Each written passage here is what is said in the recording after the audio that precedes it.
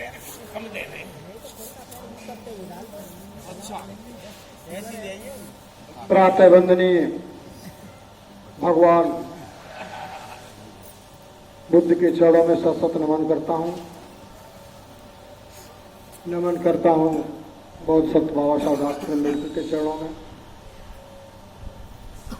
और मैं इस धम्म गोष्ठी में उपस्थित सभी उपासक उपासिकाओं के अंदर निहित बुद्धत्व को मैं सत नमन करता हूँ।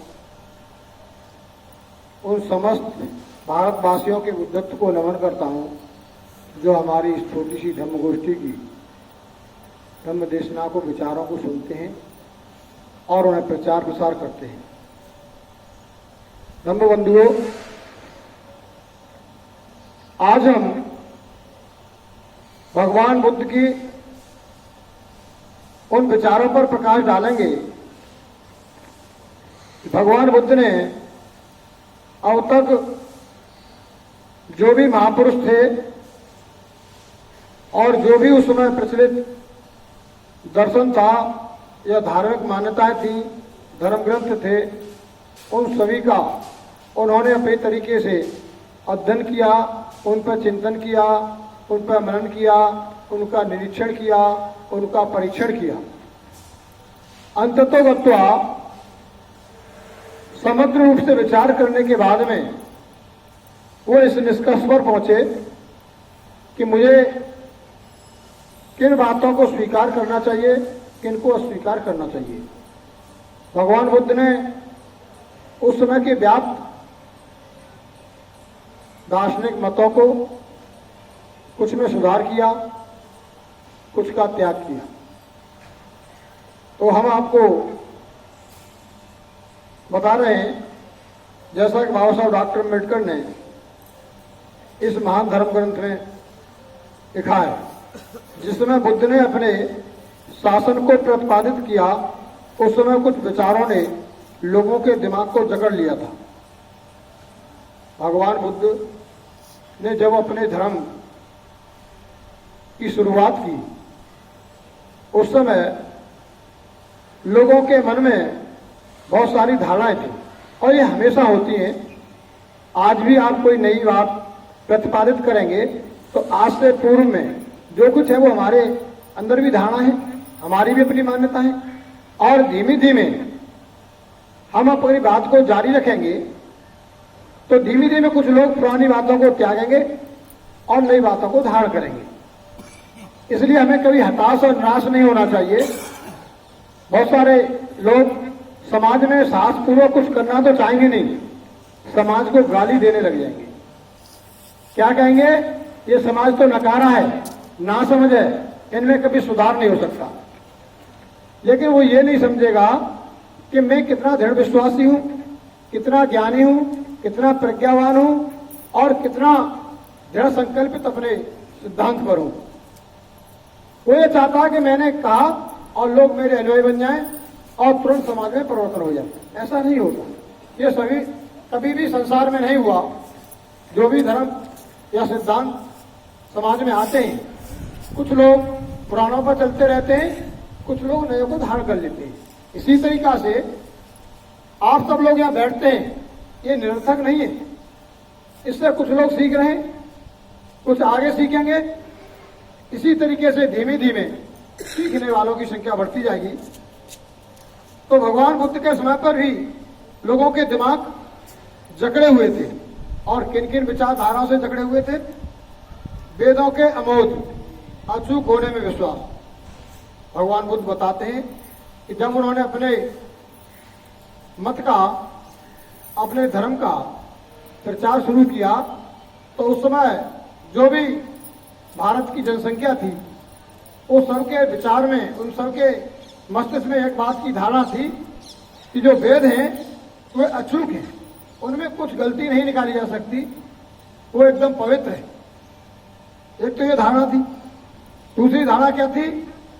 आत्मा के मोक्ष अथवा मुक्ति में विश्वास, कि हमारे शरीर में आत्मा है और हम इससे मुक्ति चाहते हैं। अंत समय में हमारी आत्मा की मुक्ति हो जाए संसार के बंधनों से।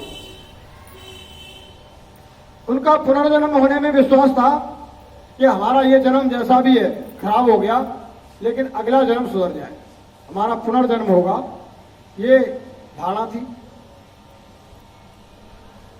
दूसरी धारणा यह भी थी कि धार्मिक अनुष्ठानों तथा कर्मकांडों तथा यज्ञ बलि की क्षमता को मोक्ष के साधन के रूप में मानने में विश्वास था कि हमारा पुनर्जन्म तो होगा, हमें मोक्ष तो मिलेगा। उसके उपाय क्या है? तो उपाय के रूप में मान्यता थी कि भाई धार्मिक अनुष्ठान करो। धार्मिक अनुष्ठान में ये आपके कर्मकांड सभी आ जाते हैं। यज्ञ करो, उसमें बलि दो, तो ऐसा करने से हमारा आगामी जीवन सुधर जाएगा। ये आज भी देखने को मिलता है और 2500 साल पहले भी था। ज्ञान का और अज्ञानता का अनुपात घटता बढ़ता रहता है। कभी कभी कुछ महापुरुष समाज में पहल करते हैं तो समझदार लोगों की संख्या ज्यादा हो जाती है, अज्ञानता कम हो जाती है, कम लोगों में रह जाती है। और कभी कभी जब समझदार लोग काम नहीं करते या उनका समाज में अभाव हो जाता है तो अज्ञानता बढ़ जाती है, रूढ़ियां बढ़ जाती हैं, तो फिर सारे के सारे लोगों में अज्ञानता के कर्मकांड हमें ज्यादा दिखाई देंगे। अगली मान्यता थी, धारणा थी कि चतुर व्यवस्था को सामाजिक संगठन के आदर्श के रूप में मानने में विश्वास। अगर उसके खिलाफ कोई चतुर्वर्णी व्यवस्था के खिलाफ बोलेगा तो वो स्वीकार नहीं किया जा सकता था, क्योंकि वो उनकी धारणाएं मजबूत हो चुकी थी। धर्म के माध्यम से प्रचार कर करके बता दिया गया था कि ये चतुर्वर्णी व्यवस्था है, ये पवित्र व्यवस्था है, इसे चतुर्वर्णी व्यवस्था का चारों वर्णों का आपको पालन करना है, ये वर्ण सदैव रहेंगे।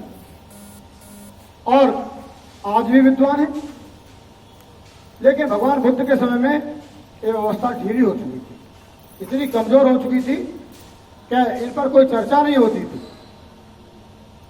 ये तो भगवान बुद्ध के जो धर्म शासन का पतन हुआ, कुछ तो बहुत अनुयायियों की निष्क्रियता रही और कुछ विरोधियों की सक्रियता रही, जिसकी वजह से ये जो 2500 का शासन जो आया, इसमें फिर से इस ब्राह्मणी व्यवस्था को मजबूत किया गया।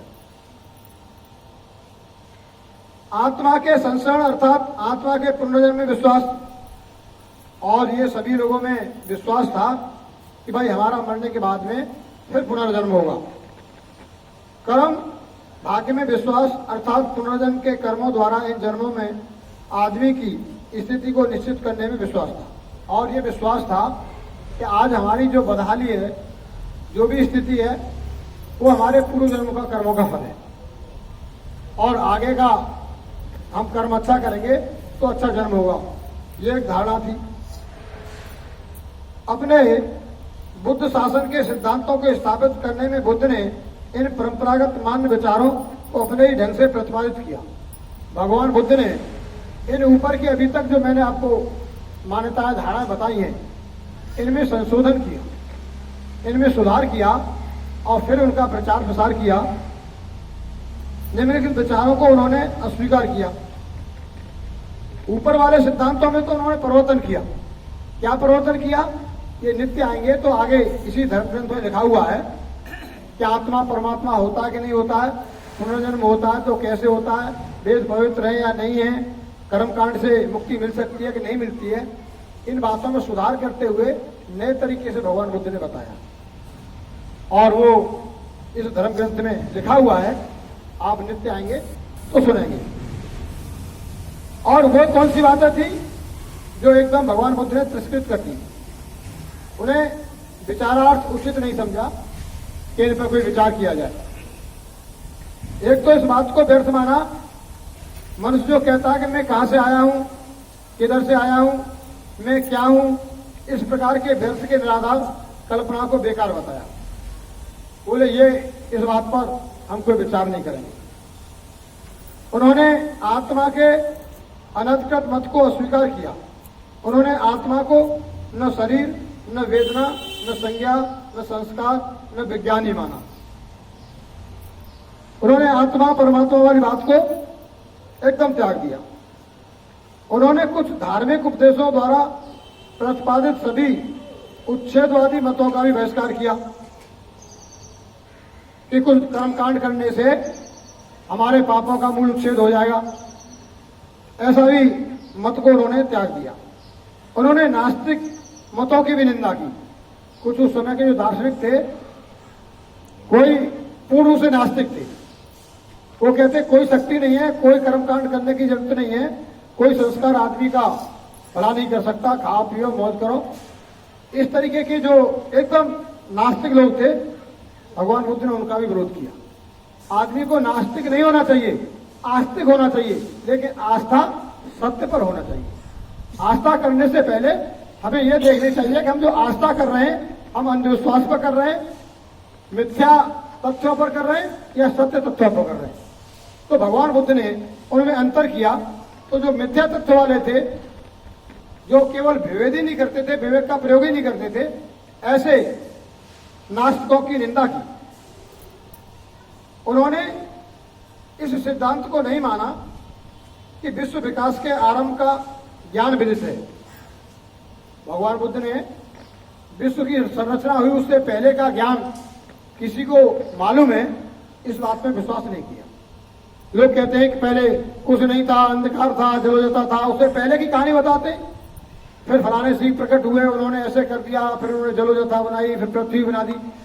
तो यानी स्वयं चीज अस्तित्व में आने से पहले की भी कल्पना करते हैं लोग। ये भगवान बुद्ध ने इसे मिथ्या बात मानी और उसका त्याग कर दिया। उन्होंने इस सिद्धांत का खंडन किया, ईश्वर ने आदमी का निर्माण किया था अथवा वह किसी ब्रह्मा के शरीर में से निकला था। भगवान बुद्ध ने इस बात का भी नकार दिया कि ईश्वर ने संसार को रचा है और ब्रह्मा ने आदमी को पैदा किया है, उसके अंगों से पैदा हुआ बताया जाता है। इन दोनों धारणाओं को परित्याग कर दिया। उन्होंने आत्मा के अस्तित्व को सदैव उपेक्षा की अथवा उसे अस्वीकार किया। आत्मा नाम की कोई चीज है, उसकी भगवान बुद्ध ने उपेक्षा की, उसका हमेशा अस्वीकार किया कि आत्मा नाम की कोई चीज है जो अजर अमर है। इस बात को भगवान बुद्ध ने नहीं माना। तो यहां हमने आपको वे तथ्य बताए जो भगवान बुद्ध ने उनमें सुधार किया, और वे तथ्य भी बताए जिनको भगवान बुद्ध ने एकदम अस्वीकार कर दिया, और जिनमें परिवर्तन किया उनको हम बता रहे हैं। उन्होंने कार्य काल के महान नियम और उसके उप सिद्धांत सहित प्रतीत समुत्पाद के रूप में मान्य ठहराया। जैसा पूर्व भंते जी ने बताया था एक दिन कि कार्य कारण का सिद्धांत है दुनिया में, संसार में हर तत्व में, हर घटना के पीछे कार्य कारण का सिद्धांत है। कार्य कारण का सिद्धांत भंते जी ने पूर्व समझाया था। कोई भी कार्य हो रहा है तो उसके पीछे कोई ना कोई कारण है, और वो कारण ही जो कार्य है वो दूसरे कारण को जन्म देता है, दूसरा कारण फिर दूसरी चीज को पैदा कर देता है। ये सतत चल रहा है, इसको ही सतत कहते हैं, नियमित जो दुनिया का भवचक्कर कहते हैं। उन्होंने जीवन के निराशाजनक भाग्यवादी दृष्टिकोण का खंडन किया। लोग कहते हैं हम कुछ नहीं कर सकते, जो कुछ है पूर्व निर्धारित है।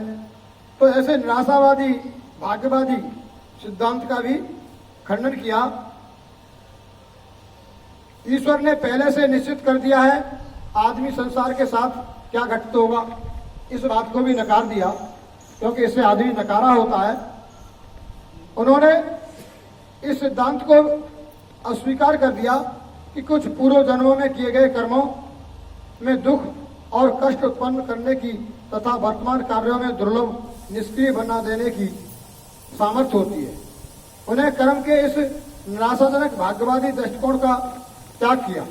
उन्होंने पुराने कर्मवाद के स्थान पर एक अधिक वैज्ञानिक कर्म सिद्धांत की स्थापना की। अतः उन्होंने पुरानी बोतल में नई सुरा भरने के जैसा काम किया। भगवान बुद्ध ने कर्म के सिद्धांत में भी संशोधन किया।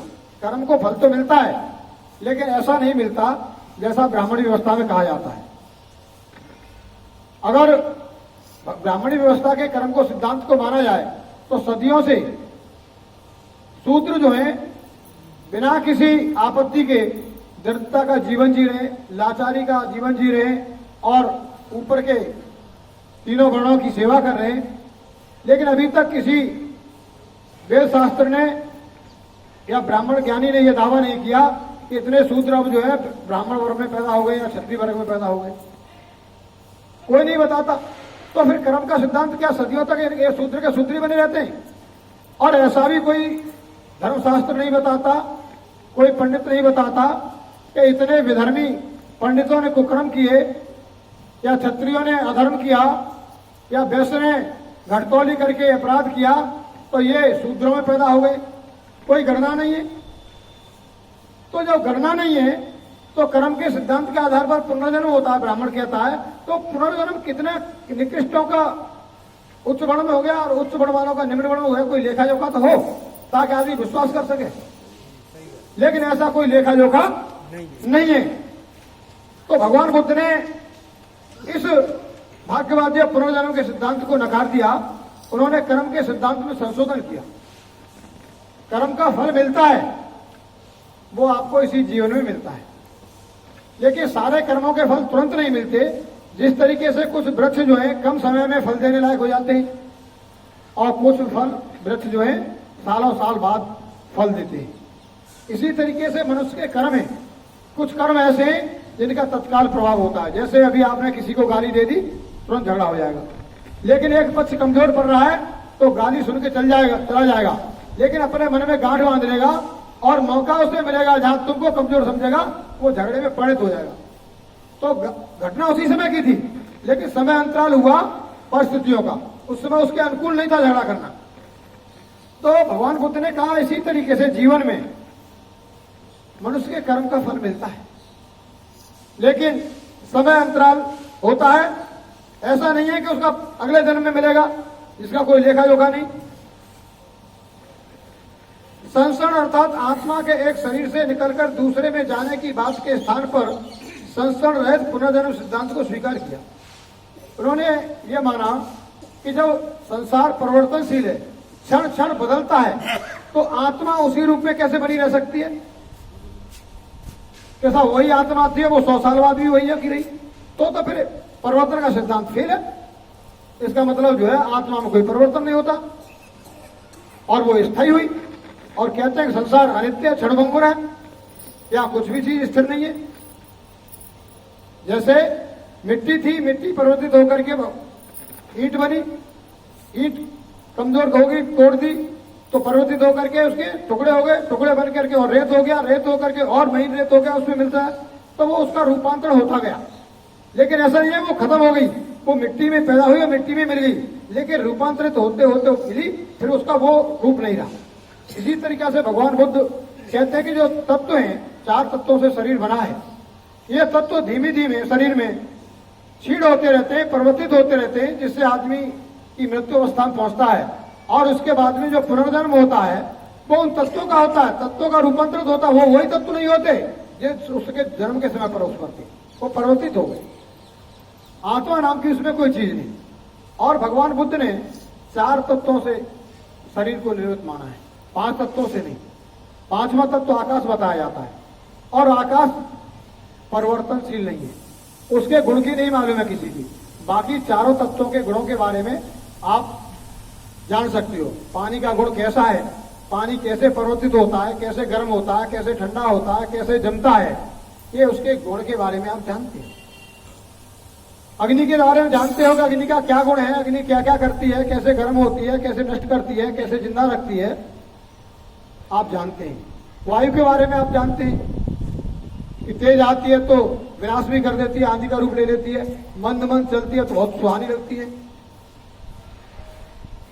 और भूमि का भी आप जानते हैं, जमीन में परिवर्तित होकर के हमारे घर मकान सब कुछ निर्माण दे रहा है, और ये किस तरीके से परिवर्तित होती है। लेकिन आकाश कैसे परिवर्तित हुआ, आकाश की क्या भूमिका रही, ये किसी वेद शास्त्रों में किसी विद्वान ने आकाश की व्याख्या नहीं की। मान तो लिया कि आकाश है, लेकिन आकाश का गुण क्या है, आकाश क्या पैदा करता है?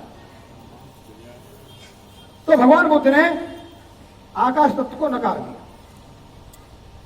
बोले संसार 4 तत्वों से निर्मित है।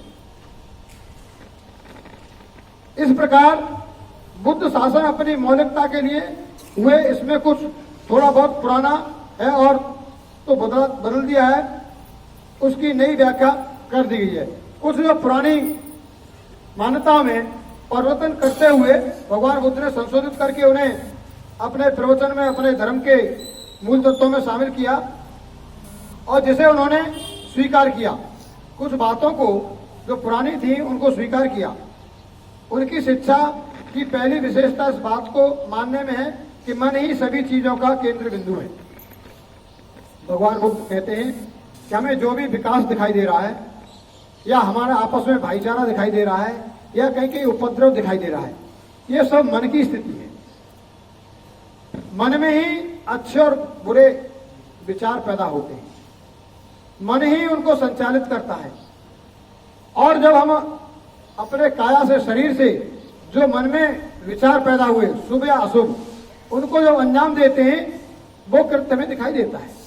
जब हम चित्त में शुभ कर्म, शुभ विचार आते हैं तो शुभ कर्म करते हैं, लोगों को अच्छे लगते हैं। जब अशुभ कर्म और विचार पैदा होते हैं, किसी को धोखा देने के, किसी को छल करने के, किसी से मारपीट करने से, किसी के साथ व्यवचार करने के, और जब उसका हम अंजाम देते हैं तो समाज में उपद्रव पैदा होता है। तो आपने देखा होगा कि जब आप बच्चों को समझाते हैं या कहीं अशांति होती है तो क्या कहते हैं, भाई थोड़ा चित्त को शांत रख, चित्त को शांत रख, और भैया तुझे घाटा मुनाफा जो कुछ भी हो गया है तू अपने मन को समझा ले। कोई ये कहता है शरीर को समझा ले, भगवान को समझा दे, क्या कहता है, तू अपने मन को समझा ले। तो मन ही अगुआ है। भगवान बुद्ध मानते हैं कि जिसने मन को नियंत्रण कर लिया वो सारे रहस्यों को जान सकता है, वो खुद रह सकता है। मन सभी प्रवृत्तियों की पूर्वगामी है, वह इन पर अधिकार रखता है, उन्हें उत्पन्न करता है। यदि मन को बस में कर लिया जाए तो सभी प्रवृत्तियां बस में हो जाती हैं। अगर हमारा मन नियंत्रण में है तो हम शुभ और अशुभ कर्मों से बच सकते हैं, शुभ कर्मों की तरफ प्रेरित हो सकते हैं और अशुभ कर्मों को रोक सकते हैं। कैसे? मन से। मन में ही पैदा होते हैं पहले और मन ही उनको प्रेरित करता है, तो हमको नियंत्रण मन पे ही रखना है। मन ही सभी प्रवृत्तियों का प्रधान है, मन ही सभी प्रवृत्तियों का अगुआ है। इन्हीं मानसिक प्रवृत्तियों द्वारा मन बना हुआ है। इसलिए सबसे पहले मन को सुसंस्कृत करने में ध्यान देना चाहिए। मनुष्य को अगर अपना सुधार करना है तो सबसे पहले किसका सुधार करना है? मन का। हमारे परिवार में अगर उपद्रव है, सास बहू में लड़ाई है, बाप बेटा में लड़ाई है, बहू बहू में लड़ाई है, जातवाद की लड़ाई है या हान लाभ की लड़ाई है, उस सबके पीछे मन है। तो हमारे मन से कोई अशुभ कर्म न हो, इसके लिए हमें मन को